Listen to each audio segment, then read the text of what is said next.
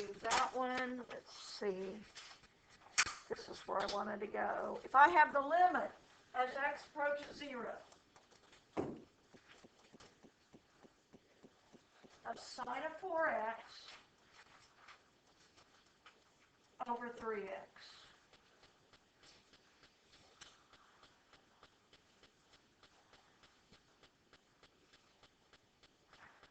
When is the limit 1? When it's sine of x over x. Right? So, if this was this, would that be 1? Yeah. And what I do to the top, I have to do to the bottom? Do you agree? Yes, no? So we can just do that.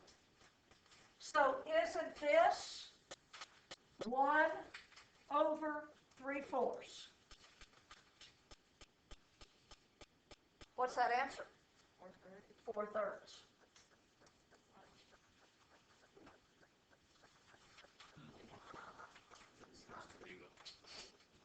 Okay. Yeah, it has, the rule is, this is the rule.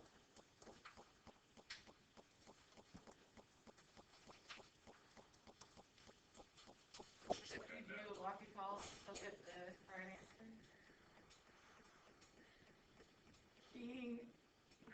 Yeah. On that one, yes.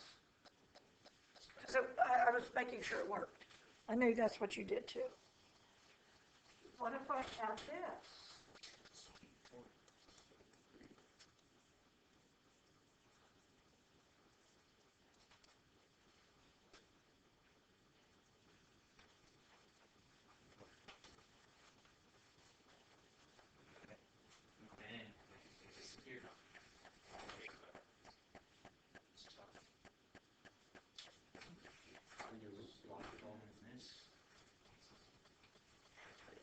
Is this sine of x over cosine of x times 1 over x?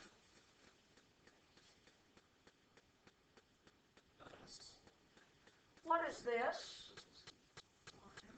Oh, what? Is that 1?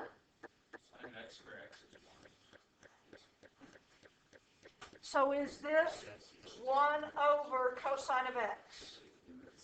Yes. What's cosine of 0? 1?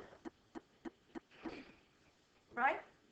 And yes, the answer is, I could have done L'Hopital's. Because now you know how to do that. All right. Let's go to 1/4.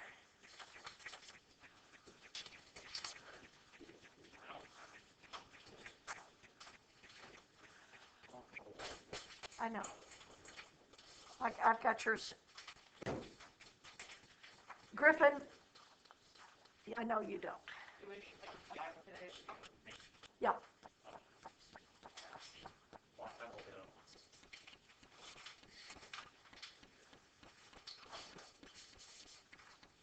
If you're given this,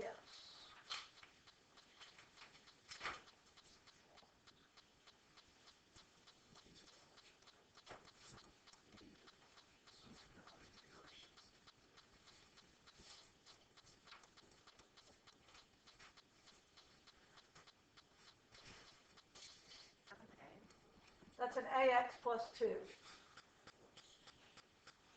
Of course, it's hard to read my finger. Okay, what does A have to be to make this continuous at 1? For it to be continuous, doesn't this one have to equal this one? Right? What would make that happen?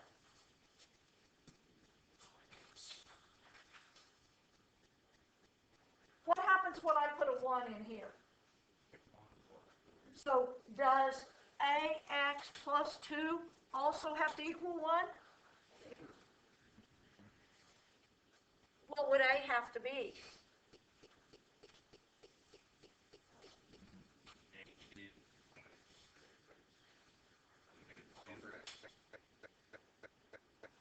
I think it's a -1, isn't it? Yeah.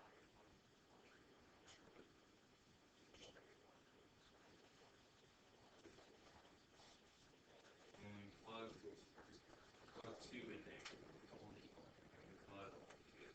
Plug 1 in there. Yeah. A is -1. Do we agree? Do you not agree?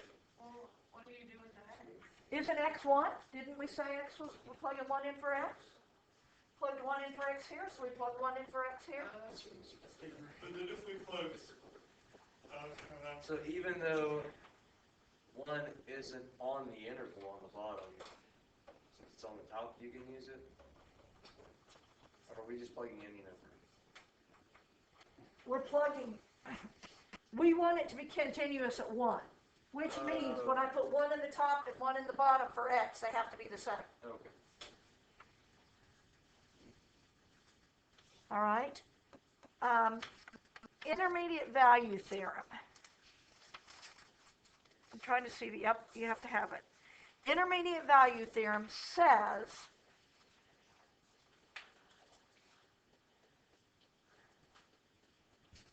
that if it's continuous, if a function is continuous, and we get f of a, if it's continuous here, it's called the intermediate value theorem. If it's continuous here, and I get an f of a and an f of b, then every y between here and here, there has to be a value.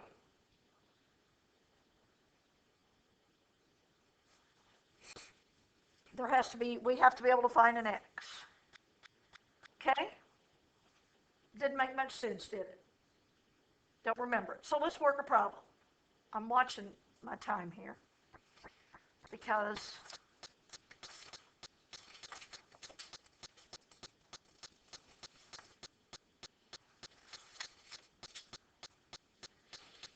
all right. If I tell you f of x equals x cubed minus 4x plus 2.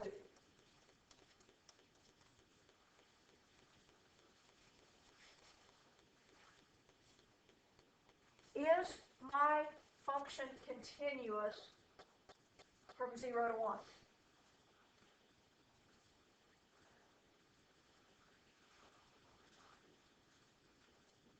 Is it? Where would this function not be continuous? Nowhere. It doesn't have a denominator. It's discontinuous when the denominator is 0. So do you agree it's continuous from 0 to 1? So what that means is there has to be an x between 0 and 1 that the function's defined.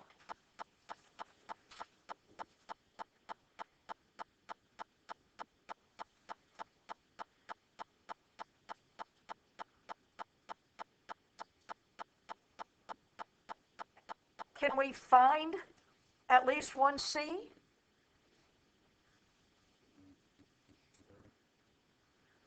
Yeah. What is f of 0? What is f of 1?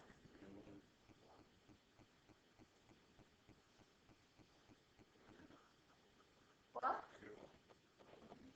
F of 1. I think it's this.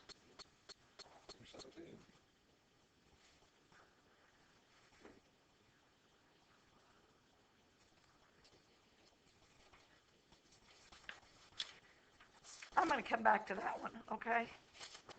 Is there, what they want you to know, there's at least one C between there where it crosses, okay? We may have to come back to that one on Monday afterwards, because I'm trying to hurry through this. How do you find vertical asymptotes? We're going to 1,5. How do you find vertical asymptotes? Set the denominator equal to 0. You all know how to find limits, don't you? What do you do first? Plug it in. If you can't plug it in, what do you do? Factor. Factor, and then graph, or you can always use L'Hopital's if it applies, right? How do you find horizontal asymptotes? Do you know? Do you remember this? Well, yeah, but for a horizontal asymptote, do you remember this?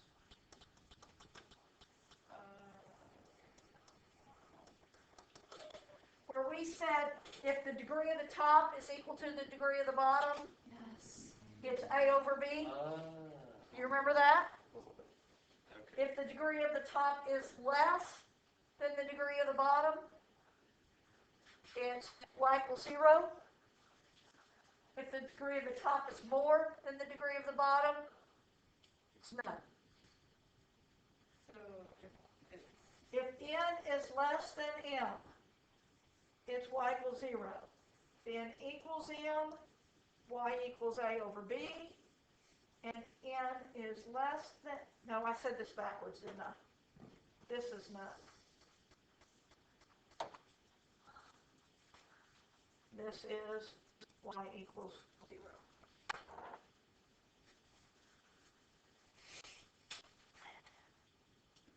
So,